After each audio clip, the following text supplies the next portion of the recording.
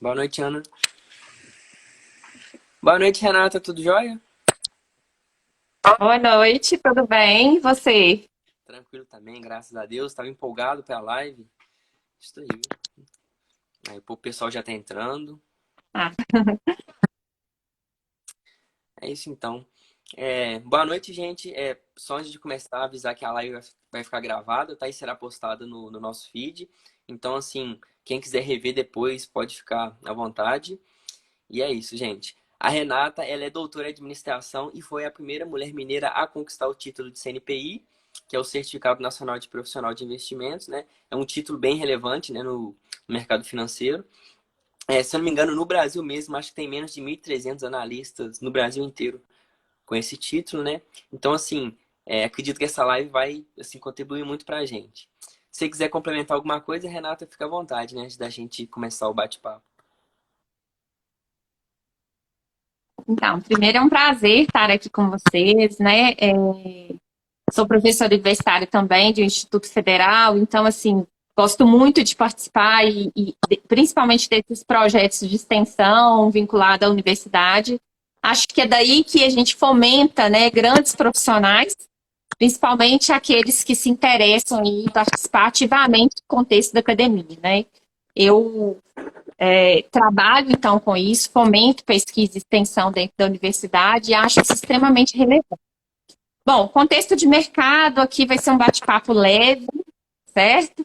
Tudo que vocês quiserem saber, o pessoal que quiser enviar dúvida, a gente está à disposição, certo? Para conduzir aí, para esclarecer todas essas dúvidas. Vocês vão ver que tem muita oportunidade, muita coisa interessante no mercado e que não é um mundo tão distante da gente assim, tá?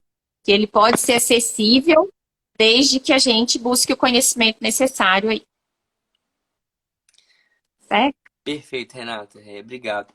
Então, para a gente começar esse bate-papo, você conta um pouquinho para nós da sua trajetória, né? Como é que foi sua graduação? Se já na graduação você sabia o rumo que você ia seguir, se você ia para a área acadêmica, se você ia mais para a parte de análise mesmo. O que você fez durante a graduação, né? Se de repente você já mexia com iniciação científica, se você participou de algum Finance Club. O que você puder contar para a gente, Renata, é isso. Tá certo. Bom, vamos lá. Antes da graduação, eu fiz um técnico em contabilidade. Então, esse universo de finanças, ele faz parte aí da minha formação, né? Fui para a academia, me formei em administração. Mais tarde, eu me formei em contábeis. E sempre ali, as disciplinas que eu mais me familiarizava eram todas relacionadas a finanças e contabilidade. Tinha muita facilidade, inclusive, nesses conteúdos, né? Depois disso, eu fiz uma especialização em finanças corporativas, ainda lá na UFSJ, onde eu estudei, e fiz um MBA em negócios na FGV. Também muito focado aí em modelos de negócio e tudo, mas a parte que sempre me atraiu mesmo foi a parte financeira. Trabalhei no mercado financeiro em dois grandes bancos, tá? Que foi o HSBC, hoje ele não está mais no Brasil, mas ele é muito forte mundialmente. Quem comprou o HSBC aqui no Brasil foi o Grupo do Santander. Depois eu fui para o Bradesco, também uma instituição financeira grande, né, renomada. Fiquei algum tempo ali, mas aquele desejo de estar na academia sempre morou ali dentro internamente. E aí, o que eu fiz? Fiz uma reserva de emergência para poder sair, porque eu queria continuar os estudos e ir para a academia. Então, eu fiz uma reserva de 6 meses para poder estudar para concurso e para ir para o mestrado e doutorado. E foi isso que eu fiz. Pedi demissão, saí dessas instituições, fui fazer mestrado, passei no concurso. E hoje eu atuo, então, na graduação com cursos de engenharia, né? Leciono para engenharia de produção mecânica, sobretudo, com disciplinas relacionadas à gestão, sobretudo gestão financeira, economia, custos e análise de investimento. Na pós-graduação, também com análise de investimentos, tá? Então, assim, é a minha área de formação. Mestrado e doutorado foi na administração, tá? As minhas linhas de pesquisa focadas em estratégia, mudanças, né, principalmente aquisições de empresas, e aí está muito relacionada com a parte qualitativa de uma análise fundamentalista, e também com a área de finanças, tá? Com essas interseções aí. Depois do mestrado e do doutorado, eu já tinha aí muitos anos de instituição federal, eu voltei para o mercado para certificações, então, do mercado financeiro, né? E aí fui fazer a prova fundamentalista. Na verdade, eu fui motivada até para fazer essa prova, porque eu fui fazer um curso de mercado financeiro, principalmente porque eu queria aprofundar mais na análise técnica, tá? Que eu desconhecia, assim, profundamente.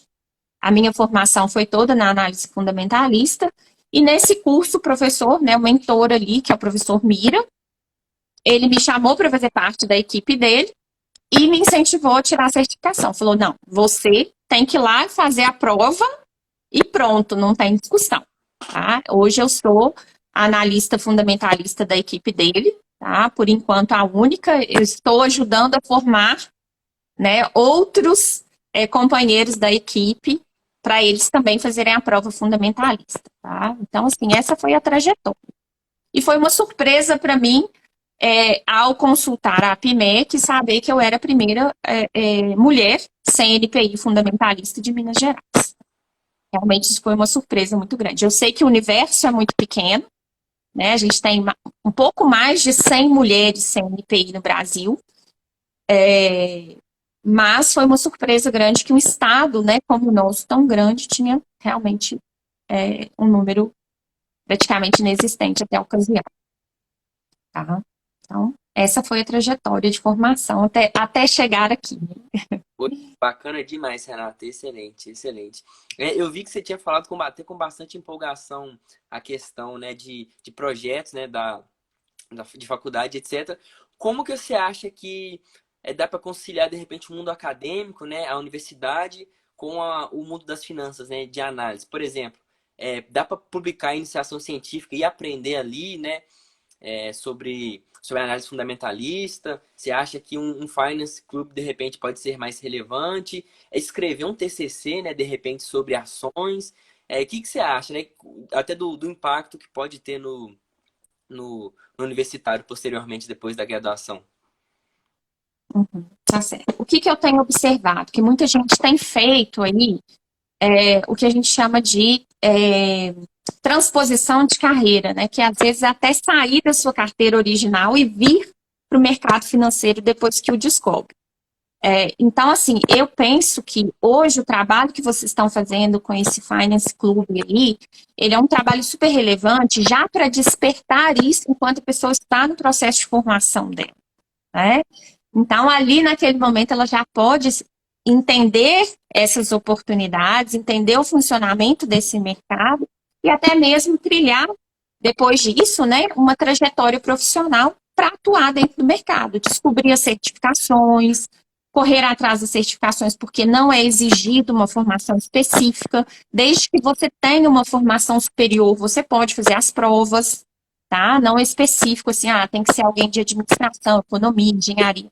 Isso não é um pré-requisito. O pré-requisito é ter um curso superior, tá certo? Então, acho que essa oportunidade ela já pode surgir nesse momento da trajetória de formação, correto? Bom, eu acho que o despertar para isso, nesses programas de extensão, de pesquisa, associar, né, como que o impacto das empresas que estão listadas, as empresas que são de capital aberto, tem ali dentro da formação, explorar isso, né, como os projetos vinculados à área de formação que a empresa executa, como que isso pode ser trabalhado aí no TCC, numa pesquisa. Tá? A gente não imagina o que está por trás das empresas, né? A nossa empregabilidade, na maioria das vezes, estão nessas empresas, tá? Que estão ali com capital aberto.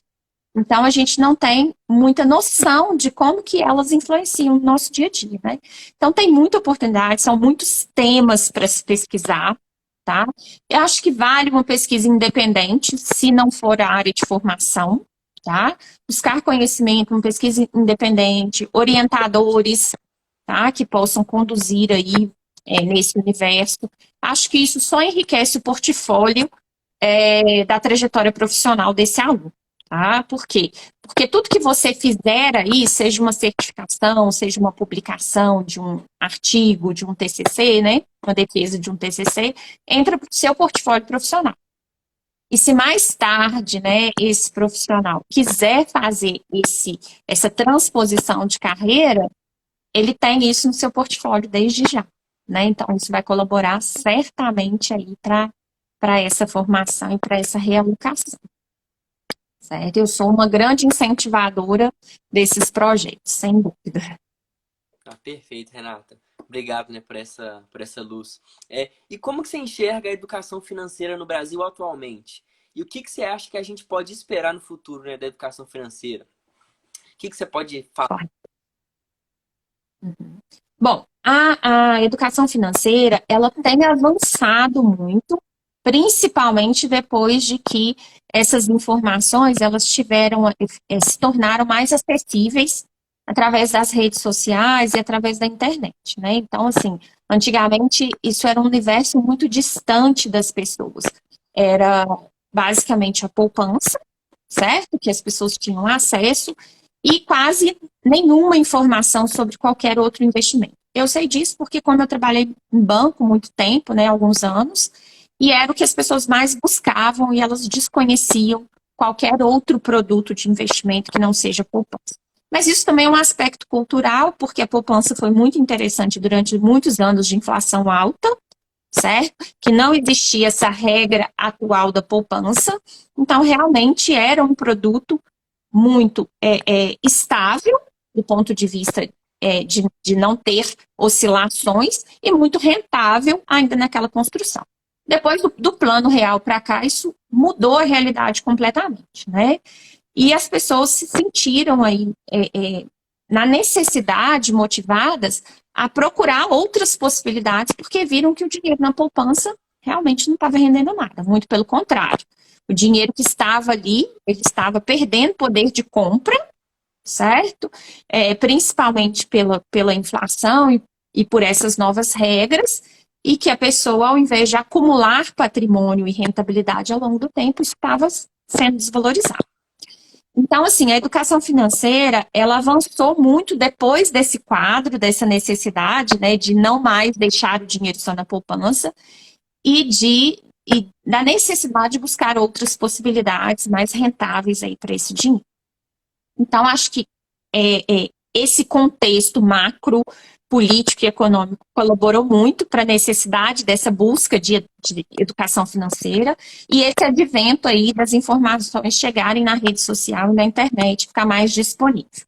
Então, acho que nós avançamos muito, mas se você for comparar dados, né, do número de investidores que nós temos hoje, que conhece bem os produtos de renda fixa e de renda variável, ele ainda é muito pequeno, né? Em outros países do mundo, os pais fazem carteiras de ações para os filhos, desde quando eles nascem, né? Então, já preparando ali para a faculdade, até porque as faculdades no exterior, se o aluno não conseguir bolsa, né, elas são pagas e é muito caro esse valor. Então, culturalmente, lá fora, isso já é um processo que vem desde quando a pessoa nasce, né? Vem com os pais e depois as pessoas vão amadurecendo. No Brasil, isso já melhorou, já avançou muito, mas ainda é muito incipiente quando a gente levanta os dados dos investidores, seja em renda fixa, seja em renda variável. E quando você afunila isso para as pessoas que realmente conhecem isso, sabem como trabalhar essa questão da educação financeira na vida delas, esse universo ainda cai muito mais, né? Então, assim, acho que ainda tem muito espaço, tá? É um campo muito grande de oportunidades e de possibilidades a serem trabalhadas, e ainda muita gente que precisa ter acesso a essa informação, tá? Então, assim, já avançamos, mas ainda tem um chão enorme para ser trabalhado. Não, perfeito. Né? Se eu não me engano, por exemplo, nos Estados Unidos, alguns fundos de previdência têm ações, né? Por exemplo, né? Não é só essa previdência que a gente tem, então já é algo bem mais avançado, né? A gente tem muito que percorrer.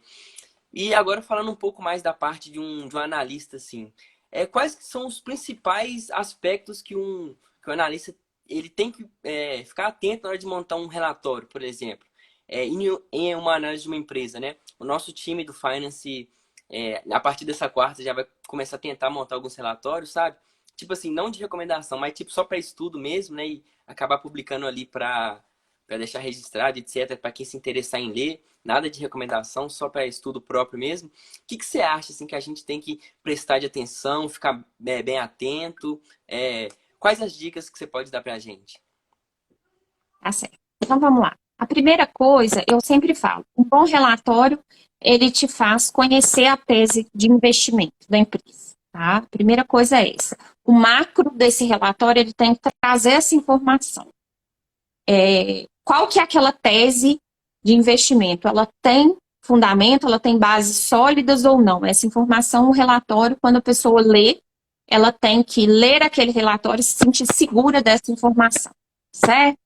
Então, cabe no relatório toda a parte de análise qualitativa, e quando eu falo de análise qualitativa, quais as informações que entram, né, nesse espectro aí? A gente está falando da qualidade do negócio, certo?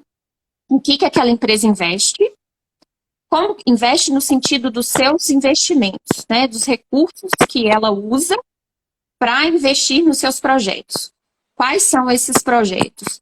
Segundo, como que ela ganha dinheiro? Essa informação tem que estar clara no relatório. De onde vem a receita dessa empresa? Como que ela ganha dinheiro? Certo? Quem são os seus clientes? Para quem que ela vende os seus produtos? Existe algum risco desses clientes deixarem de ser cliente daquela empresa e começarem a produzir aquilo que a empresa produz? Tá? Quem são os seus fornecedores? Existe risco desses fornecedores deixarem de ser parceiros dessa empresa?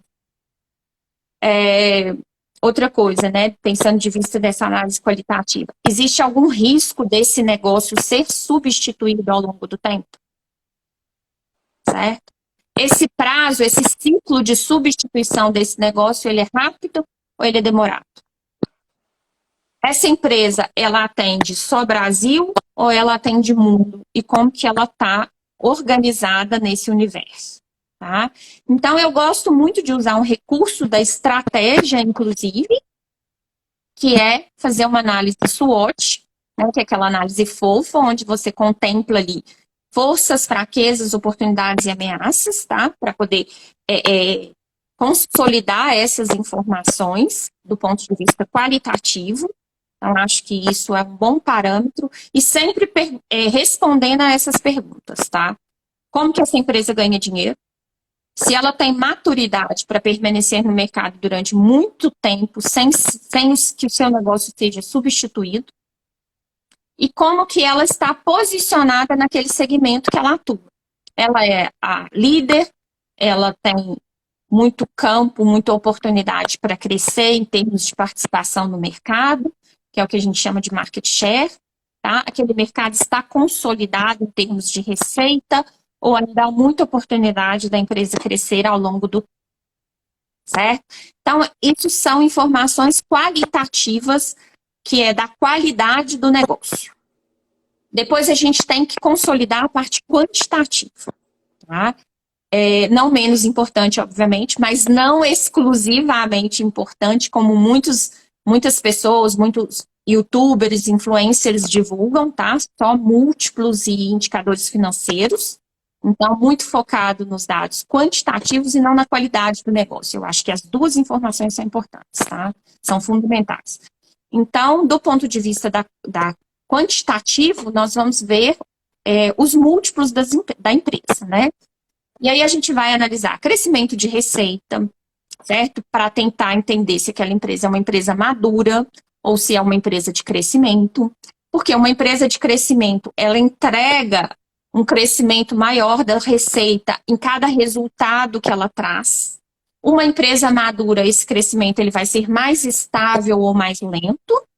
Em algumas empresas, se forem maduras demais, inclusive, esse crescimento vai acompanhar o PIB, certo? Então, a gente separa ali as empresas, se elas são de crescimento ou se elas são empresas maduras e pagadoras de dividendo, isso faz diferença. E aí a gente vai analisar os dados quantitativos, né? Crescimento de receita, crescimento de custos, crescimento de lucros, tá? Crescimento de despesas, como que tá isso, e aí calcular os indicadores. Eu particularmente gosto de um grupo de indicadores que eu acho muito relevante, tá? Primeiro, analisar a liquidez da empresa, do ponto de vista de indicadores econômicos e financeiros, né? A liquidez da empresa é a capacidade dela de solvência, ou seja, de pagar as suas obrigações. Ela tem ativos suficientes para pagar as suas obrigações. Depois eu analiso os indicadores de endividamento, como é que está a dívida da empresa em relação ao seu caixa, sua geração de caixa, como é que está essa dívida da empresa em relação à quantidade de ativos que ela tem, se essa dívida ela acaba corroendo uma grande parte dos ativos que a empresa tem, ou seja, se a empresa precisasse hoje liquidar os seus ativos para pagar as suas dívidas, sobraria algo para a empresa, para os investidores? Ou aquelas dívidas corroem todos os ativos que a empresa utiliza, tá? Então, a qualidade e a extensão dessa dívida. E se sobra patrimônio líquido, né? Que é depois que você pega os ativos e tira todas as obrigações, o que sobra é o patrimônio líquido. Essa parte é do investidor. Então, por isso que esse número é muito importante, tá? Do ponto de vista contábil, essa parte é do investidor. Analise, então, os indicadores que a gente chama de indicadores de rentabilidade. Aí é o retorno sobre o investimento, que é o ROI, retorno sobre o patrimônio líquido. O ROIC, que é um retorno sobre tanto o capital de terceiros, que são as dívidas que a empresa pega para financiar seus projetos, e sobre o capital próprio. E as margens, tá? Então, as margens de lucro, tanto margem bruta, margem EBITDA, margem EBIT, a margem líquida. Então, essas margens são todas importantes também, porque se a empresa entrega muito lucro, essas margens virão muito boas, né? E isso é um indicador muito importante para a gente acompanhar. Do ponto de vista dos indicadores de mercado, que são aqueles que levam em consideração o preço, o que eu acho relevante a gente analisar? Então, basicamente, a gente analisar o PL, né, que é o preço sobre lucro, e aí as empresas mais maduras, elas terão um número melhor nesse indicador, porque quanto menor for esse número, melhor, porque ele é um indicador que fala qual que é o prazo de geração de lucro daquela empresa para você recuperar o preço pago para ela. Então, em quantos anos eu vou recuperar, né, em termos de geração de lucro daquela empresa, o que eu paguei por ela. Então, um indicador do tipo quanto menor, melhor. Para empresas maduras, esse número vai, em geral, né, empresas boas, esse número vai ser abaixo de 15, e para empresas de crescimento ele pode ser maior, porque tem um crescimento embutido aí, e a gente tem que analisar esse número em relação ao retorno que a empresa dá e ao crescimento que ela tem. Não é simples assim, tá? Não é uma regra de bolo.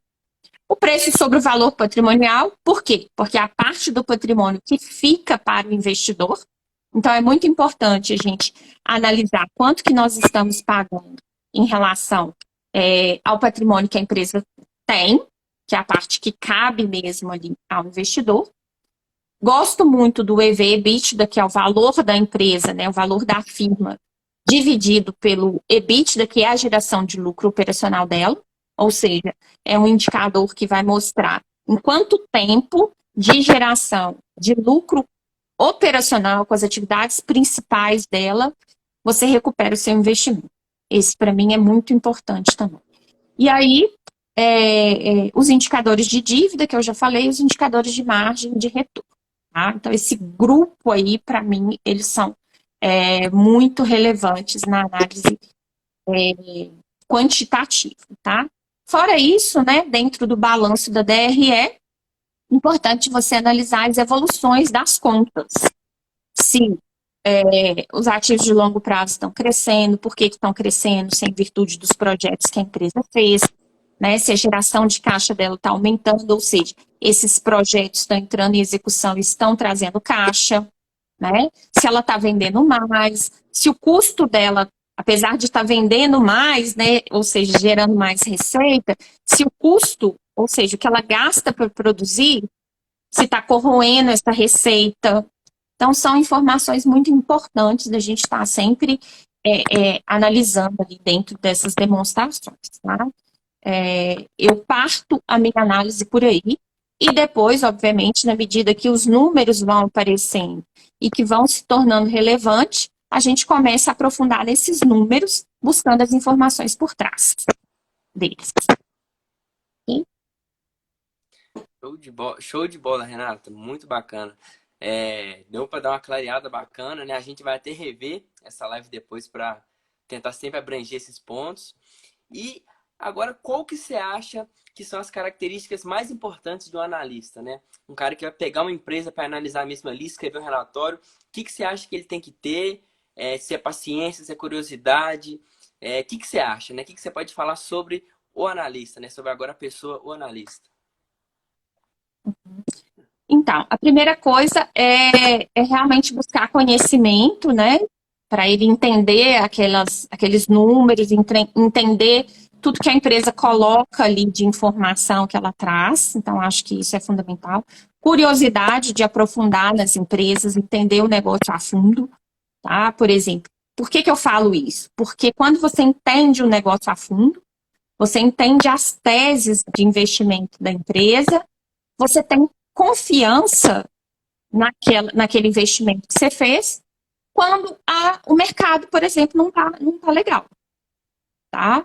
Então, para o analista, ele tem que ter essa curiosidade de levantar todas essas informações, saber quais são os riscos, né? Porque não tem só coisa boa, tem risco também. Todo negócio, toda empresa, ao entrar em operação, ao entrar em execução, ela tem risco de falha de projeto, risco de falha de operação, certo? Risco financeiro. Então, risco de algum evento acontecer. Então, entender esses riscos a fundo, ter muita curiosidade, tá? E disciplina.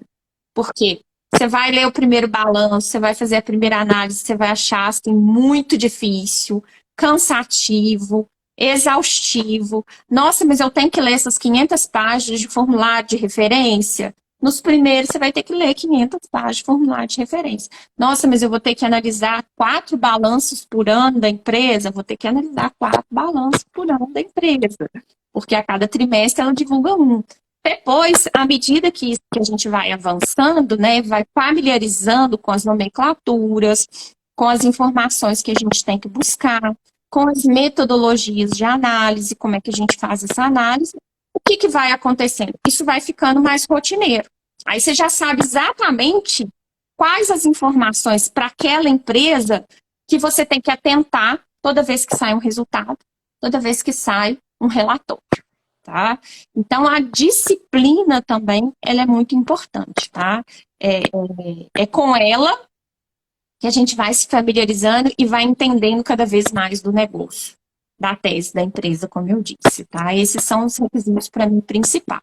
Algumas pessoas falam assim, Renata, porque eu sou mais fundamentalista, né? E eles me perguntam assim, mas você não gosta da análise técnica, que é muito visual, né? Porque aqui eu já vou fazer um adendo, né? O que é análise técnica e o que é análise fundamentalista? Então, a análise fundamentalista é estudar os fundamentos da empresa, que é isso tudo que eu descrevi anteriormente, que é bom ter no relatório e que você deve analisar dentro desse relatório.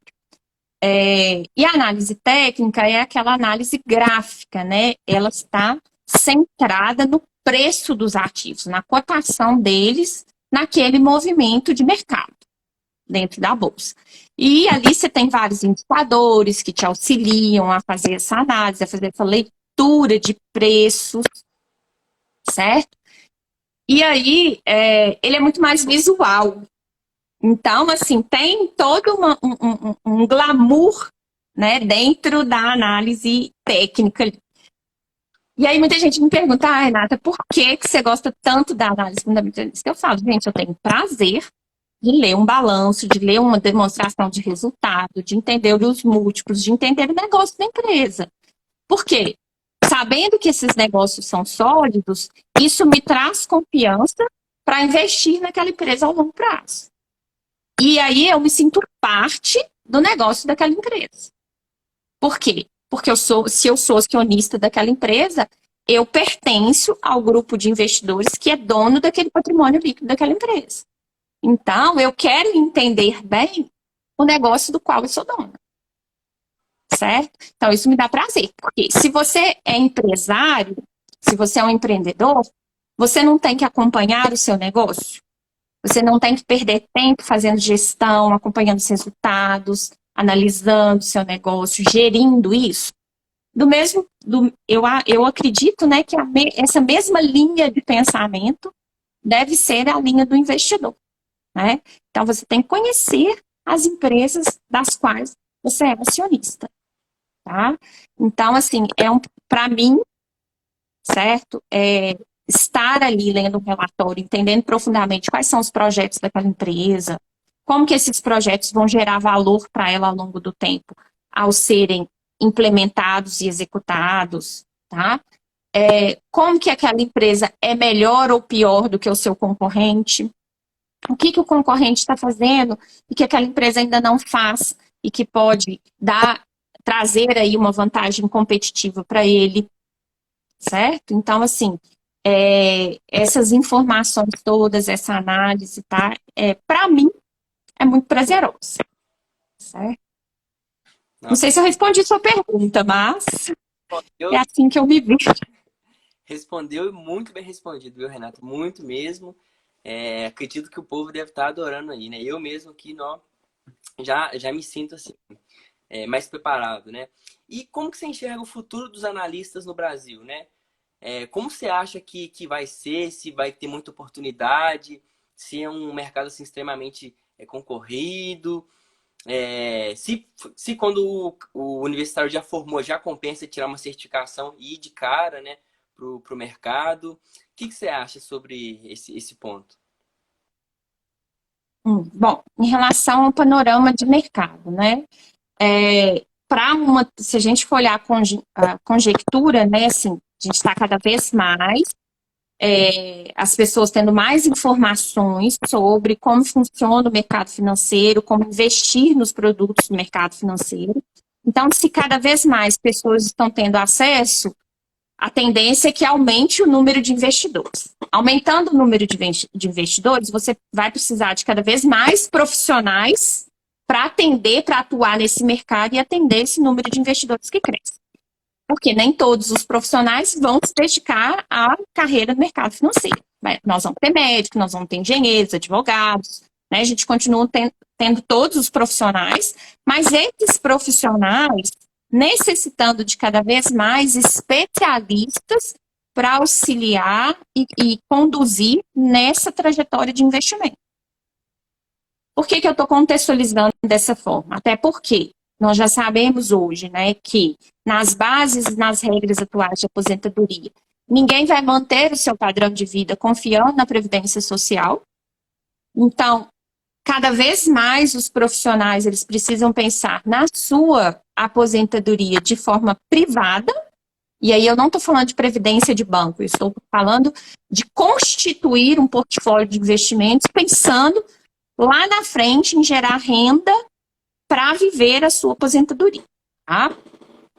Porque a previdência privada é só mais um produto que pode fazer parte desse portfólio, certo? De pensar, de formar patrimônio para gozar desse patrimônio na frente. Bom, então, pensando nesse contexto, o que vai acontecer? As projeções é que cada vez mais você tenha necessidade desses profissionais, certo? Hoje, a base de profissionais para atender essa estrutura de mercado e que está crescendo, cada vez mais abrindo escritórios de corretora. A gente tem aqui em Minas Gerais um escritório recente que abriu, né, de um amigo meu, nem sei se ele está na live aí, o Thiago Cardoso. Então, eles trouxeram essa realidade para Minas Gerais, estão se aproximando do público, isso está acontecendo, está ficando mais perto, está saindo do polo Rio-São Paulo, tá expandindo para o Brasil inteiro. Então, essa expansão, ela vai demandar mais profissionais. Então, na minha perspectiva, obviamente, eu não tenho hoje dados estatísticos para trazer isso para você, mas diante dessa leitura de mercado que eu estou apresentando aqui, eu acredito que a necessidade desses profissionais só vai aumentar. tá? Um outro reforço para esse meu argumento é que as pessoas com uma qualidade maior de informação e buscando isso cada vez mais nas redes sociais, na própria internet, né, nos canais de YouTube e tal, elas estão questionando muito as instituições financeiras tradicionais, ou seja, os bancos, né? As pessoas mais esclarecidas hoje chegam até, os seus gerentes chegam até e falam, eu não quero esse produto. Se você não tiver, eu vou buscar, eu vou tirar o meu dinheiro daqui e buscar em alguma instituição que tem, certo? Então, os bancos também, eles já estão fazendo esse movimento de exigir algumas certificações e de contratar profissionais certificados, certo? Então, assim, todo esse cenário que eu descrevi aqui, né, ele só favorece a busca por essa certificação no momento em que esse contexto todo está começando a ficar mais forte, a se consolidar e a ter mais necessidade desse profissional, certo? Bom, então, esse é o primeiro ponto que a gente tinha que falar aqui. Sobre as certificações em si, né?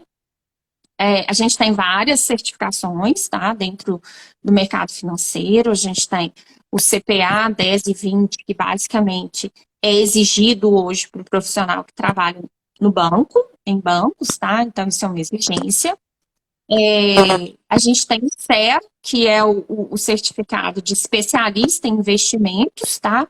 Esse também, os bancos hoje estão solicitando muito esses profissionais, tá? Eles estão recrutando cada vez mais profissionais que têm essa certificação. E nós temos o CNPI, que é o analista de valores imobiliários. A diferença entre o CEA e o CNPI, que o CNPI ele pode dar recomendações públicas, inclusive, de ativos de renda variável, tá? E pode atuar também como consultor cadastrado na CVM. O CEA, ele pode atuar como consultor também, cadastrado na CVM, mas ele não pode dar recomendações públicas de investimento. Também não pode assinar relatórios de casos de análise ou relatórios de empresas, tá? Essa é a diferença, a grande diferença, porque o analista CNPI, além de poder dar recomendações públicas, se cadastrar como consultor para fazer isso de forma individual, ele também pode assinar relatórios de casos de análise, tá? Essa é a grande diferença. Ele é realmente um profissional que vai estudar os negócios das empresas e escrever esse relatório e assinar por eles. Bom, depois a gente tem as outras certificações, que aí elas são gestor de fundo de investimento, então tem uma certificação específica para isso. A gente tem hoje, essa não é uma exigência, tá? Mas existe a certificação, eu acho que valida o profissional, que é o certificado de planejador financeiro, tá? Que atesta, né, que a pessoa, ela é um planejador financeiro, que é aquele que vai ajudar a pessoa na sua organização financeira, gente que tem muita dívida e que precisa trabalhar essa questão de como, né, sair dessas dívidas, de como começar depois que sai, depois que tenta negociar todas essas dívidas, de como que ela começa a cuidar do seu orçamento, separar uma parte desse orçamento para investir. Esse é o planejador financeiro, a gente tem uma certificação junto ao Instituto Planejar, que é para esse profissional, tá? Então, a gente tem os gestores de fundo, a gente tem certificações nacionais e internacionais também. Então, o universo é muito grande e o que a gente tem percebido que as oportunidades, as demandas, né, para que esses profissionais sejam cada vez mais requisitados, elas também têm aumentado ao longo do tempo. E, na contramão, as ofertas de trabalho. Agora, um profissional já sair, já tirar a certificação, qual que é a diferença, né? Ele precisa também buscar, não só ter a certificação, mas também buscar ter alguma experiência. E como oportunidade aí para poder já mostrar algum tipo de experiência, esse trabalho que vocês estão fazendo aí, ele já conta num portfólio dentro de um currículo, né? Você ter o certificado e já ter um trabalho desse, eu acho que isso já conta para quem está entrando no mercado, né? Para quem vai começar a buscar oportunidades ali, certo? Então, assim, acho que isso é importante. Obviamente, você usar a rede social também a seu favor, né? Para poder conectar com outras pessoas e buscar aprender e também divulgar o seu próprio nome, você que deseja isso. Acho que qualquer profissional hoje precisa fazer isso, né? A gente tem que usar a rede social a favor disso. Por exemplo, usar seu LinkedIn com informações sobre as experiências que você passou, sobre as certificações que você tem, usar as redes sociais para falar sobre o assunto, né? Você, como um conhecedor do assunto, falar sobre ele nas redes sociais. Então, tudo isso colabora para esse profissional ter melhores oportunidades e fazer carreira dentro desse universo. Perfeito, Renato. Perfeito, né? Já deu uma esclarecida bacana aí. E para quem está na graduação assim, você recomenda algum livro, alguma coisa assim para já ir aperfeiçoando, né? Você acha que ao longo da sua carreira teve algum material que assim, você acha que ele é realmente diferenciado? Tá certo. Então, vamos lá. Falando sobre alguma literatura, né, que eu considero relevante aí para o profissional que quer se tornar, né, um profissional do mercado, o aluno que quer se tornar um profissional do mercado já ir fazendo essas leituras, ou até mesmo para o investidor que quer conhecer um pouco mais sobre esse universo de investimentos, tá? Eu acho que tem algumas leituras que elas são fundamentais, por exemplo, livros como de análise de balanço do Warren Buffett, que é o maior investidor aí, pessoa jurídica do mundo, né? Ainda vivo, então assim, que confirma que o método dele realmente ele é eficiente. Então, tem lá vários livros contando essa metodologia de trabalho dele. Tem O Investidor Inteligente, que eu acho que é um livro realmente muito bom. Sobre precificação de ativos, né? Eu gosto muito dos livros no Brasil, do Povo e internacional, mas já tem tradução, tá? Os livros do Damodaran. Então, para quem já quer conhecer, aí já um pouco mais avançado, né? Que a gente já está falando de precificação de empresas, né? De ativos. Tem o investidor de longo prazo, deixa eu só confirmar aqui na minha prateleira, aqui na minha porta. Investir em ações de longo prazo, que é a do Siegel. Eu acho que é uma leitura importante, tá? Gosto muito do livro do Peter Lynch, que ali ele te dá um panorama do que é uma empresa madura, do que são empresas de crescimento. E aí você vai vendo a importância de ter tipos de empresas em estágios diferentes de amadurecimento dentro do seu portfólio de investimento. Tá? Esse livro também é de uma leitura fácil, ele é importante. Acho que alguma coisa de economia, tá? Importante. O Faça Fortuna com Ações, a Fórmula Mágica de Joel Greenblatt, ou Blatt, enfim, cada lugar fala de uma forma, acho que esse também é muito interessante. Então, assim, para começar, esse grupo de livros, ele faz muito sentido.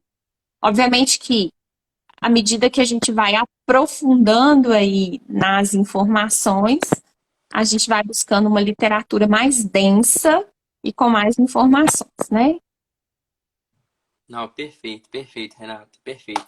E só antes de abrir, né, a pergunta pro povo aí, né, só mais uma, é, você tem algum conselho, né, para de repente dar pra gente?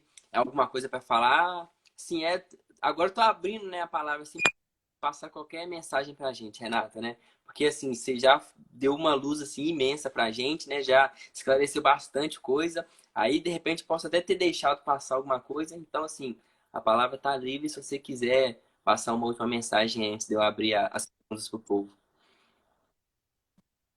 Então, acho que a primeira coisa que eu queria deixar de mensagem aqui Parabenizar vocês aí por esse trabalho, tá? Eu acho que é muito importante levar isso para esse ambiente onde as pessoas ainda estão no processo de formação, e que daqui a pouco elas chegam no mercado de trabalho, elas precisam ou escolher, né, para onde que vai se posicionar profissionalmente, ou até mesmo conduzir a sua vida como profissional pensando no seu futuro, né, na tranquilidade do seu futuro.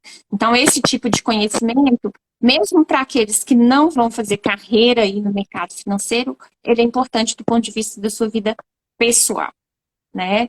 Então, pensando nisso, né, já pensando num planejamento financeiro de longo prazo, para ter uma qualidade de vida no futuro, um recado que eu tenho que dar é: cuidem das suas finanças. Entendam esse universo de investimento, preocupem desde já, não esperem ter dinheiro para investir, certo? A gente começa com pouco, e à medida que a gente vai melhorando a nossa posição profissional, os nossos ganhos, aí esse portfólio vai aumentando, a gente vai conduzindo esse aumento conforme a gente vai tendo aí a alavancagem profissional também, melhora na carreira e melhora nesses investimentos. Mas quanto mais cedo, o tempo é sempre um aliado para o investidor. Quanto mais cedo a gente começar, maior o efeito dos juros compostos, que é o juros sobre juros, ao longo do tempo, não é? Só para ter uma dimensão, assim, se uma pessoa começar a investir hoje, né, R$ 100 e durante 30 anos ela ficar investindo os mesmos R$ 100 desde agora, ininterruptos durante 30 anos, certamente ela vai ter um portfólio lá no futuro muito interessante, tá? E aí a gente está falando na casa de R$ 500 mil para cima. Eu nem vou projetar aqui, porque vai depender da rentabilidade que ela conseguir oferir ao longo do tempo. E isso depende do produto de investimento que ela investe, né? Ou renda fixa ou variável, como está essa alocação estruturada aí desse portfólio, ou mais ou menos ponderada em renda fixa ali, ou renda variável, então vai depender disso, mas certamente ela vai conseguir acumular mais do que isso. Para uma pessoa, por um investimento de 100 mil, pensando que um dia essa aposentadoria, esses 30 anos, chega, isso é muito relevante, né? Porque a gente vai contar cada vez menos com FGTS, porque a empregabilidade não é a mesma coisa. Então, o meu conselho é esse: não esperem ter dinheiro para investir, para fazer dinheiro. Dinheiro a gente faz começando a investir, e pensem no futuro de vocês. Se preparem para isso, porque ele chega. Perfeito, Renata, perfeito, né? Obrigado pela mensagem. E já teve uma pergunta no chat aqui que eu achei interessante. Ele perguntou, o Alberto, né, perguntou qual que é a melhor certificação para trabalhar. Ele perguntou, CEA, eu acredito que só, né, fazendo adendo, eu acredito que depende do objetivo do profissional, né? Mas assim, o que que você pode falar para a gente? Então, a primeira coisa é isso, né? Depende do objetivo profissional mesmo. Uma carreira bancária, né, as oportunidades que a gente está vendo hoje dentro. E aí, quando eu falo em banco, eu não estou falando só dos bancos tradicionais, tá? Eu estou falando, inclusive, das fintechs, bancos digitais como Nubank, Inter, C6, né? PicPay, enfim, essas contas remuneradas todas. Então, elas têm muita oportunidade para esse profissional, tá? Para o CEA. Okay? Então, quem deseja uma carreira específica ou uma carreira aí, o CEA, ele é um profissional que vai ser muito recrutado aí. Quem deseja um aprofundamento maior do conhecimento, não de uma forma generalizada em todos os produtos, mas um aprofundamento maior na renda variável, certamente o CNPI, tá? Quem tem vocação para trabalhar com a questão de auxiliar na organização, no planejamento financeiro, trabalhar com endividados, aí não é uma exigência, como eu disse, tá? Mas o certificado de planejador financeiro, ele atende bastante essa pessoa, que inclusive pode trabalhar como autônomo, né? Atendendo aí pessoas nessas condições. certo?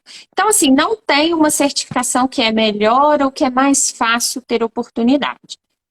Depende do objetivo e de onde a pessoa vai se sentir, né, confortável aí, com desejo de trabalhar, de atuar. Ok? Perfeito, Renata, perfeito. Aí tem uma outra pergunta aqui também, né, da Rose. Ela está perguntando se 10 anos de investimento já é longo prazo. Quem aqui que você... Sim, Sim, né? sim, 10 anos é. Inclusive, 10 anos é um parâmetro muito interessante para a renda variável, sobretudo, tá? Para a renda variável, porque a gente já conseguiu ter esse efeito do juros composto, sentir esse efeito de forma densa aí dentro dos investimentos, tá? E na média, principalmente na renda variável, na média, 10 anos, você vai ver que os investimentos sempre te dão retorno positivo. Mesmo que em alguns cenários de curto prazo eles tenham performado de forma negativa, por exemplo, de contexto de pandemia, a gente fechou esse ano, tá? Com a maioria dos fundos de renda variável performando com prejuízo, com o próprio Ibovespa, né, com uma rentabilidade negativa, porque a gente teve uma queda desde agosto para cá, numa tendência de baixa. Só que se a gente pega o gráfico disso tudo no longo prazo, e aí num horizonte de 10 anos, a gente vai ver que o retorno é sempre positivo e muito bom. Tá? Então, 10 anos é sim longo prazo, inclusive é um prazo excelente para se pensar na renda variável. Perfeito, perfeito. Como assim a gente já tá no finalzinho da live, né? Vou pegar só mais uma pergunta do chat aqui, né? O Vitor, ele perguntou se você tem algum material de estudo que você pode indicar para quem pretende fazer o exame CNPI, né? Ou de repente, né, até alguma dica que você dá para quem está na graduação ou já formou e pretende dar o CNPI. Aí fica essa uma última perguntinha antes da gente encerrar. Tá certo. Então vamos lá, algumas dicas, né? O que eu usei para estudar para certificação. Então, a primeira coisa que eu fiz foi baixar o edital no site da PIMEC. Ali você vai ver, no caso do CNPI, foi na PIMEC, tá? No caso do CEA, é a Anbima. Outras certificações são outras instituições, tá? Então, a gente tem que procurar a instituição na qual aquela certificação está vinculada. Especificamente do CNPI, então, eu baixei o edital, certo? E fui buscando alguns materiais em relação aqui. Peguei a bibliografia recomendada para o CNPI, que eu tenho propriedade para falar, são duas provas, tá? Uma de conteúdo brasileiro, onde você estuda todo o sistema financeiro nacional, e os tipos de investimento, informações de forma geral em relação ao mercado financeiro, tá? Aí, um livro de referência para mim, dentre todos que estão ali na bibliografia, é o Mercado de Capitais do Juliano Pinheiro, tá? Ele, inclusive, tem lá no final, assim, ele tem vários exercícios, tá? Que a gente fazendo esses exercícios, eles dão uma boa base para essa prova. Mas, obviamente, também li as legislações que são solicitadas ali, né? Então, complementei os estudos com aquilo que o edital recomendava. Mas esse livro é o carro-chefe desse bloco, tá? E a segunda prova, que é a de conteúdo global, que envolve aí o conhecimento para o analista fundamentalista. Nesse livro, a gente tem na bibliografia o livro do Ross, que é Finanças Corporativas. Esse livro também é o carro-chefe aí para essa prova, tá? Então, assim, estudando por esse livro, fazendo alguns simulados que estão disponíveis aí na internet, lendo alguns os comitês de pronunciamento contábeis, que a gente chama de CPC, né, que são cobrados ali na prova, isso é suficiente. E um livro, para quem não tem conhecimento nenhum de leitura contábil, principalmente, os termos e tudo, o manual da FIPECAF, tá? O manual de contabilidade da FIPECAF, ele facilita muito, porque ele é de uma leitura muito tranquila, principalmente para quem não conhece esses termos contábeis e deseja fazer a prova, tá? Só esclarecendo, inclusive entrou uma amiga minha na live, a Nicole, ela é CNPI técnico. Então, a gente tem duas provas de CNPI. A gente tem a prova fundamentalista, que é o analista que eu sou, tá? Esse é o que vai mesmo fazer relatórios de empresas, dos negócios dessa empresa e assinar.